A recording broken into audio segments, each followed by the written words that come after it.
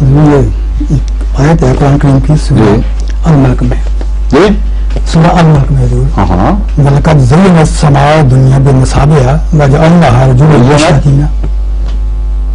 وَلَقَدْ زَيَّنَا السَّمَاءَ الدُّنْيا، زیننا ہے زینت ہے، زین السماء، زینت زینت میں نا کہیں زین السماء الدنیا بمصابیح وجعلناها رجوما للشیاطین.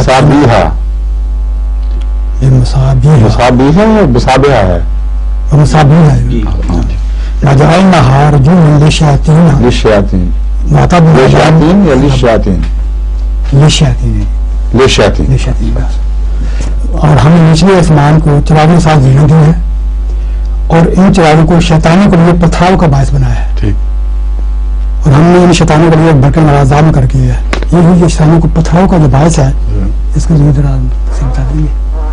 یہ ایسی آیات دو معنی رکھتی ہیں بیک وقت. ایک وہ جو انسان آسمان میں نظارے دیکھتا ہے اور ان کی ایک قسم کی سائنٹیفک تشریح ہے. ایک وہ کہ جب خدا تعالیٰ کی طرف سے ایک آسمان بنایا جاتا ہے، نئی زمین نئے آسمان بنانا کا محاورہ ہے. اس وقت جو شیاطین ان آسمانوں پہ حملے کرتے ہیں ان کے پیچھے اللہ کے بندے جو اس کام پہ مقدر ہیں ان کو سزائیں دینے پر وہ لگ جاتے ہیں اور وہ ان کا پیچھا کرتے ہیں، ان کو چھوڑتے نہیں جب تک ان کو جھوٹا غلط ثابت نہیں کرتے. حضرت مسیح علیہ السلام کے زمانے میں بھی کئی ایسے صحابہ تھے جن کو اس بات کا خاص ملکہ تھا کہ وہ مخالف معترضین کے پیچھے لگ جاتے تھے، ان کا کھول جگاتے تھے، ان کا غلط ہونا ثابت کرتے تھے. چنانچہ ان صحابہ کا شغل ہی یہ تھا کہ آسمان کے سزا دینے والے ایسے روشن ستاروں کی طرح ایسے شیاطین پہ ٹوٹ کے پڑتے تھے. کئی دفعہ ایسی بات ہوئی کہ مسیح علیہ السلام نے کوئی سخت لفظ استعمال کیا مولویوں کے متعلق، انہوں نے بہت برا بنایا اور بہت بکواس کی، اور انہوں نے ان مولویوں کے آگے پیچھے تفتیش کر کے ان کے ثبوت شائع کیے. یہ جو ان باتوں پر سب سے زیادہ بھڑکے ہیں ان پر تو یہ باتیں نئے نہیں صادق آ رہی ہیں. باقیوں کو جو خاموش ہے ان کو اللہ جانتا ہے. اور حضرت مسیح السلام نے سب کے متعلق زبان استعمال فرمائی نہیں، بلکہ ان کے جو چوٹی کے سربراہ ہیں جو مخالفت میں اور اپنے عناد میں سب سے آگے بڑھ گئے ہیں، ان کا اپنا یہ حال اسی قسم کے الفاظ ہیں اور ان سب کو انہوں نے ننگا کیا. تو یہ وہ روحانی دنیا میں مساوی بن جاتے ہیں. حضرت صلی اللہ علیہ وسلم کے زمانے میں خالد بن ولید کی تلوار آپ کو دی گئی، آپ نے ان کو سیف اللہ کا خطاب دیا. حضرت علی رضی اللہ تعالیٰ عنہ اور بھی بڑے بڑے زبردست صحابہ تھے جن سے کافروں کے پانی پیتے ہوتے تھے. حضرت حمزہ بھی دھوکے میں مارے گئے ورنہ بہت زبردست جرار تھے. جب حضرت عمر آئے ہیں صلی اللہ علیہ وسلم کے خدمت میں، آئے چلے جو گھر سے تھے آپ کو قتل کرنے کے لیے، رستے میں آپ کا دل خود گھائل ہو گیا. جو آواز دی ہے تو صحابہ ان کے جبر اور ان کی جلوس سے کچھ خوف زدہ تھے، کمزوری کا زمانہ تھا.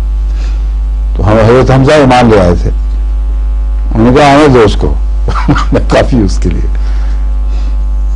کوئی شبہ نہیں کہ حضرت حمزہ کے مقابلے پر حضرت عمر کی جو رحمانی اور جو طاقت اور لڑائی کی طاقت کچھ بھی نہیں تھی. تو ایسے خدا نے ان کو حضرت رسول اللہ صلی اللہ علیہ وسلم کو پہلوان عطا فرمائے جنہوں نے دشمن کا پیچھا کیا، ان کو پکڑا، ان کو مغلوب کیا. اور بعد میں جو ایرانی سلطنت کے بڑے بڑے سورما تھے وہ بھی وسلم کے غلاموں کے ہاتھوں شکست کھا گئے. پھر علم کی دنیا میں ایسا روشن ہوا آسمان صلی اللہ علیہ وسلم کے دین کا، یعنی آپ اسلام کا، کہ ساری دنیا میں انہوں نے علم کے زور سے پھر غلبہ کیا ہے غیر ادیان کے نظریات کے اوپر، ان کے جھوٹے تصورات کو باطل کیا، اور آج تک مغربی دنیا سر جھکاتی ہے ان علماء کے سامنے. تو یہ مراد ہے کہ ایک آسمان سج جاتا ہے ستاروں سے. جب نبی آتا ہے تو اس میں تم دیکھتے ہو کہ پھر یہ اس شیاطین کو اجازت نہیں دیتے کہ وہ حملے کریں کھل کھل کے. ان کی پیروی کرتے ہیں، ان کے پیچھے پڑتے ہیں. ہمارے افتخار صاحب کے خسر حضرت مولوی عبدالعطا صاحب، ان کو بھی یہی کیفیت تھی. ساری عمر وہ جہاد پر لگے ہوئے ہیں اور ان کے قلم سے جان نکلتی تھی لوگوں کی، دشمنوں کی. اور خالد، ان کو بھی خالد کا خطاب دیا حضرت خلیفۃ المسیح ثانی نے. یہ بھی اس دور کا ایک مجھے خالد ملا ہے. تو یہ ہیں اس کی روحانی مضامین. اور جسمانی لحاظ سے مراد یہ ہے کہ جب بھی دنیا میں کوئی شیطان یعنی باہر سے آنے والا ٹکڑا داخل ہوتا ہے بدنیت سے، تو اس کے پیچھے ایک شعلہ لگ جاتا ہے. وہ شعلہ کیا ہے؟ اصل میں وہ خود جل رہا ہوتا ہے، تو اس کے پیچھے چھٹا ہوا جو شعلہ کوئی ٹکڑا پیچھے رہ جاتا ہے، وہ شعلہ دکھائی دیتا ہے. دیکھنے والی آنکھ کو یہ لگتا ہے کہ شعلہ اس کے پیچھے پڑا ہوا ہے. اور واقعہ یہ ہے کہ سماج دنیا کی حفاظت کا نظام خدا نے ایسا کیا ہے کہ جو بھی شیطان آئے گا وہ جل جائے گا.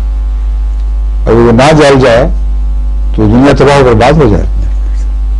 تو بیک وقت خدا تعالیٰ کے کلام میں یہ کیسی خوبی اور کیسا حسن ہے کہ دو مضامین جو بالکل بظاہر مختلف ہیں ان کو جوڑ دیتا ہے، اور دونوں جگہ بہت ہی لطیف معنی پیدا کرتا ہے.